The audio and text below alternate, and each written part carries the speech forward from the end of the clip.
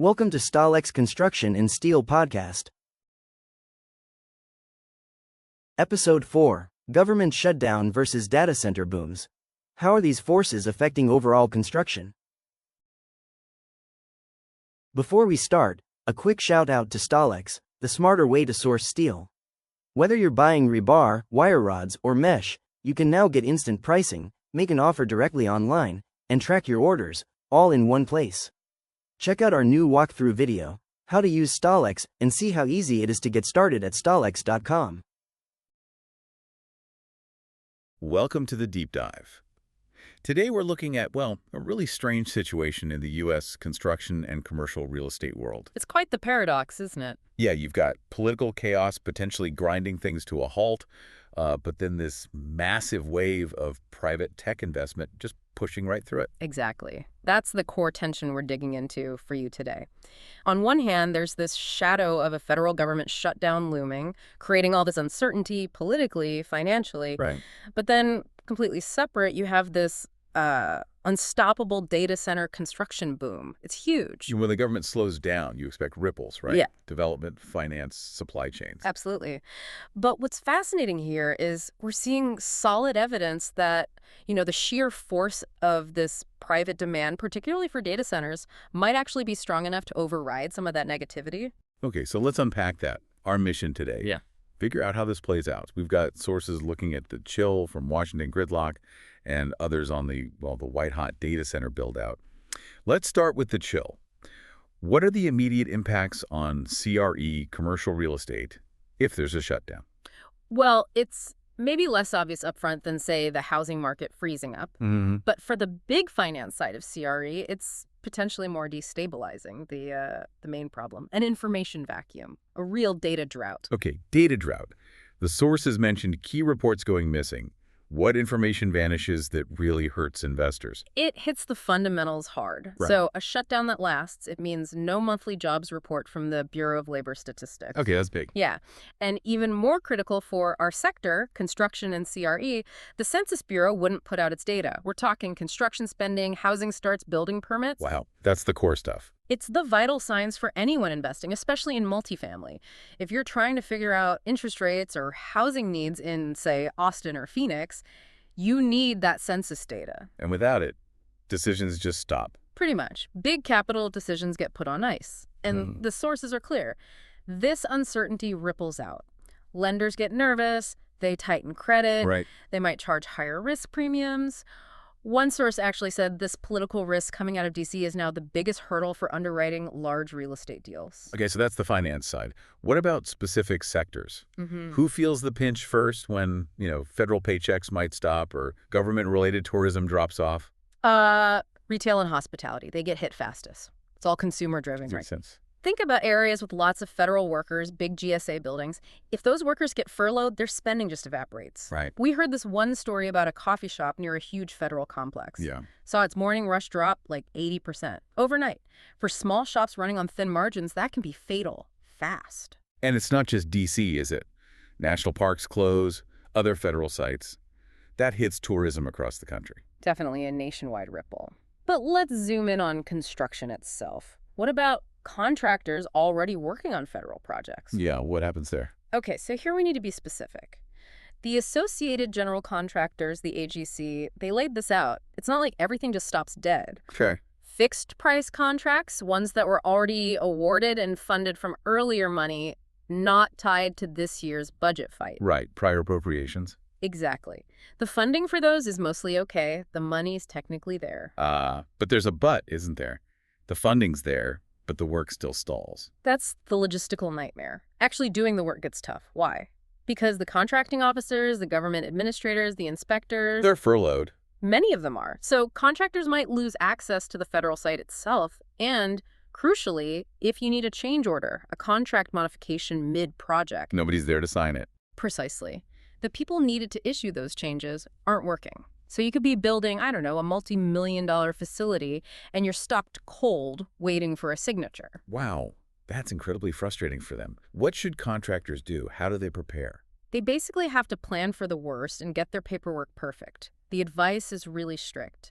set up systems now to track every single cost caused by the shutdown. Separate from normal costs. Totally separate. This is all about having a clean record later on so they can try to claim those costs back once things reopen. It's pure documentation defense against delays. Sounds like a major drag on that part of the economy. Okay, but let's pivot. It's not all stop signs. Where is construction holding up? Or even, booming despite all this? Right, this brings us to the counterbalances. First big one, infrastructure money.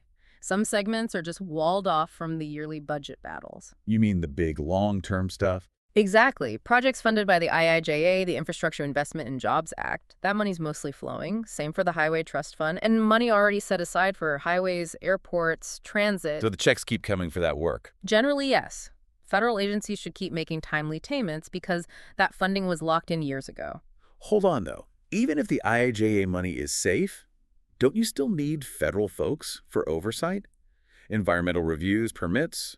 If those people are furloughed, aren't those big projects still at risk of delay? That is the huge caveat. You're absolutely right. The funding might be secure, but the administrative side, that's still vulnerable. Environmental reviews, permitting, especially when multiple agencies are involved, like EPA and DOT. Right. If their staff are furloughed, you can definitely see delays. So maybe immune from a funding crisis, but not immune from red tape delays. Okay, got it. Which leads us to the real counterweight. The one that isn't just immune, it seems to be overriding everything else. The data center frenzy. How's that hitting construction and maybe the commodity markets? Yeah, this is where you can see the tension really clearly. If you look at the steel market, we have data from StaalX on this. Typically, falling prices for scrap steel. That usually signals weak overall demand. A bad sign for producers. Right. It reflects that general softness we talked about. And isn't there some irony here with tariffs? Oh, absolutely. So the U.S. doubled steel tariffs recently, up to 50%. Huge hike. And it worked in a way. Imports dropped by half. Okay. But even with much less foreign competition, a lot of domestic steel mills are still struggling to get orders. Take hot-rolled coil, HRC, that's like the benchmark steel product. Yeah. Its price actually went down $2 per hundredweight, even after tariffs doubled. That just shows how soft demand is in most areas. Wow. So tariffs cut supply, but weak demand still pushed the main price down. Okay, so where's the exception? Tell us about this data center effect. The exception is rebar. Reinforcing bar, the stuff you put inside concrete foundations. Rebar mills. They are seeing much better demand than expected, and our sources say it's directly measurably because of this explosive data center construction.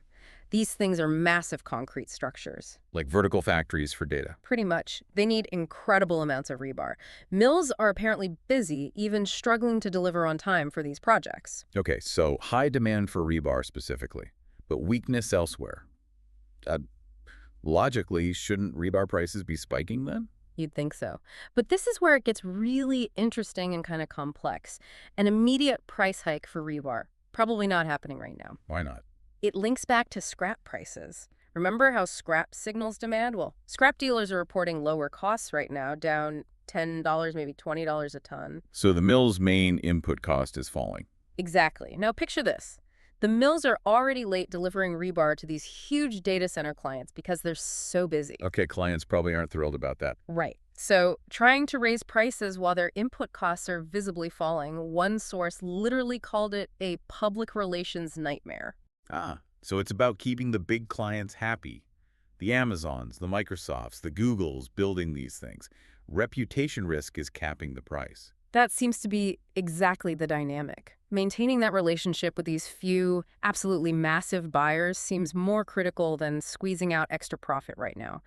Reputation overriding pure supply demand, at least short term. That's fascinating. A real market constraint driven by client relations.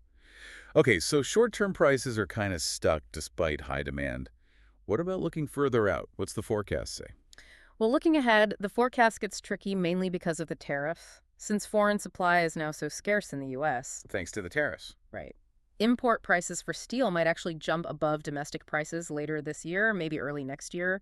The global market is adjusting to the U.S. restrictions, and it could create this weird flip for a while. Okay, so summing this all up for you listening, It's a really mixed bag, isn't it? Political gridlock, threatening data, messing up federal contract. Right, creating logistical headaches. But at the same time, you've got this dedicated infrastructure money flowing and this just enormous private demand for data centers driving a key commodity like rebar. The market feels fundamentally split.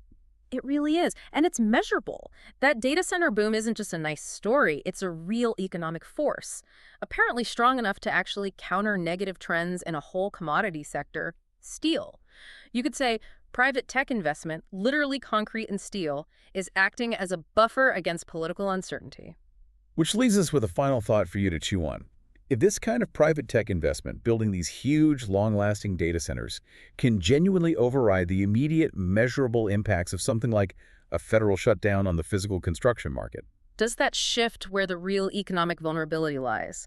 Maybe less about DC headlines day to day and more about the supply chains and decisions of these giant tech corporations. Something to consider as you watch things unfold. Thank you for listening. Explore more at www.staalx.com.